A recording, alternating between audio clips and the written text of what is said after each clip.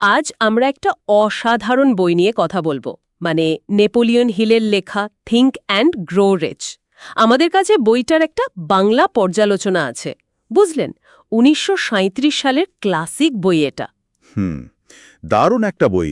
এর প্রভাব তো যুগ যুগ ধরে, তাই না? একদম।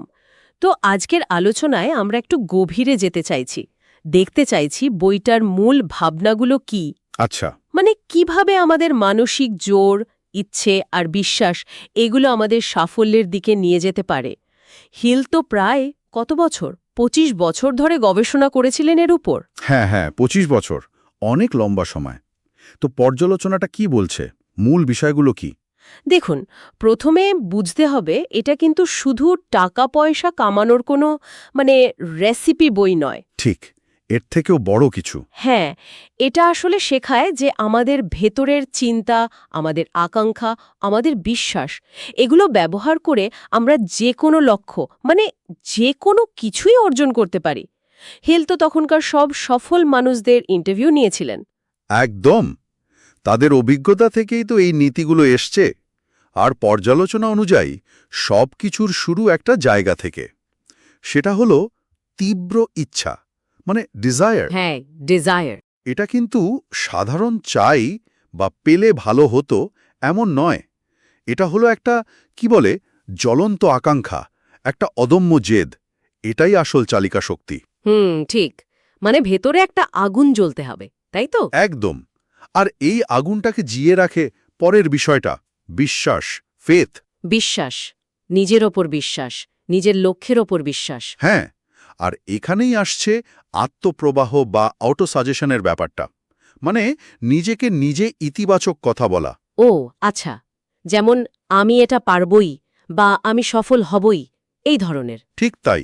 পর্যালোচনা বলছে এটা নাকি আমাদের অবচেতন মনকে সাফল্যের জন্য একদম তৈরি করে ফেলে, প্রোগ্রাম করে ফেলার মতো। বাহ, ইন্টারেস্টিং তো। মানে মনকে তৈরি করা। কিন্তু শুধু মনে মনে ভাবলেই তো হবে না। দরকার বিশেষ জ্ঞান, স্পেশালাইজড নলেজ।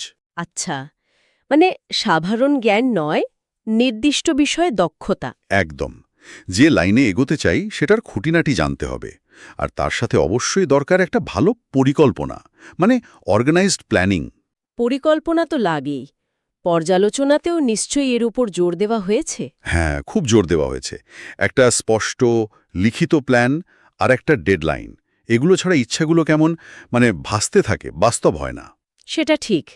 প্ল্যান তো হলো, কিন্তু তারপর দরকার দ্রুত সিদ্ধান্ত নেওয়ার ক্ষমতা, ডিসিশন, এবং সেই সিদ্ধান্তে অটল থাকা। ও, এটা খুব জরুরি। অনেকেই তো সিদ্ধান্ত নিতেই পারে না। ঠিক। পর্যালোচনা বলছে সফল মানুষেরা নাকি চটপট সিদ্ধান্ত নেন, আর একবার নিলে সেটা থেকে নড়েন না। আর এর সাথেই আসে সবচেয়ে কঠিন পরীক্ষাটা, ধৈর্য, পারসিস্টেন্স। ধৈর্য, মানে লেগে থাকা, হাল না ছাড়া। হ্যাঁ, হোঁচট খাওয়ার পরেও, ব্যর্থ হওয়ার পরেও। বইয়ের ওই কথাটা মনে আছে, ব্যর্থতা হলো সফলতার ক্লাসরুম। বাহ, দারুণ কথা।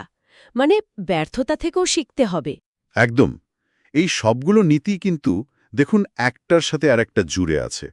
তীব্র ইচ্ছা না থাকলে ধৈর্য থাকবে না, বিশ্বাস না থাকলে সিদ্ধান্ত নেওয়া কঠিন। ঠিক। আচ্ছা, এই বইটা বা এই দর্শনটা আসলে কাদের জন্য সবচেয়ে বেশি উপযোগী? পর্যালোচনায় কিছু বলা আছে? হ্যাঁ, বলা আছে, যারা ধরুন অর্থনৈতিক সাফল্য চান তাদের জন্য তো অবশ্যই, কিন্তু শুধু তাদের জন্য নয়। আচ্ছা, আর কাদের জন্য? যারা নিজেদের আত্মবিশ্বাস বাড়াতে চান, যারা নতুন কিছু শুরু করতে চাইছেন, উদ্যোক্তা বা ধরুন ছাত্রছাত্রী, বা যারা নিজেদের চাকরিতে উন্নতি করতে চান, সবার জন্যই এটা প্রাসঙ্গিক। তার মানে সবার জন্যই কিছু না কিছু আছে। হ্যাঁ, এটাকে তো বিশ্বের অন্যতম সেরা সেলফ হেল্প বই বলা হয়। আর মূল বার্তাটা খুবই শক্তিশালী। মানুষের মন যা কল্পনা করতে পারে এবং বিশ্বাস করতে পারে তা সে অর্জনও করতে পারে। অসাধারণ। এই বিশ্বাসটাই হয়তো আসল কথা। আমারও তাই মনে হয়। তাহলে সংক্ষেপে এটাই দাঁড়ালো যে নেপোলিয়ন হিলের মতে সাফল্য বাইরে থেকে আসে না, আসে আমাদের ভেতর থেকে। আমাদের চিন্তা, আমাদের বিশ্বাস আর আমাদের লেগে থাকার ক্ষমতা থেকে। ঠিক। নির্দিষ্ট কিছু মানসিক অভ্যাস আর কাজের পদ্ধতি তৈরি করতে পারলেই বড় লক্ষ্য ছোঁয়া সম্ভব। সব মিলিয়ে বার্তাটা খুবই পরিষ্কার আর শক্তিশালী। সাফল্যের চাবিকাঠিটা আসলে আমাদের নিজেদের চিন্তার মধ্যেই আছে। তবে এখানে একটা প্রশ্ন, মানে একটা ভাবনার বিষয় কিন্তু থেকেই যায়। কি রকম?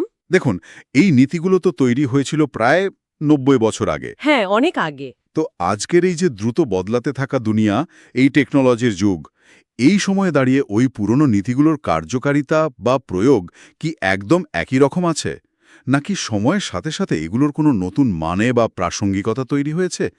এটা কিন্তু একটু ভেবে দেখার মতো, তাই না?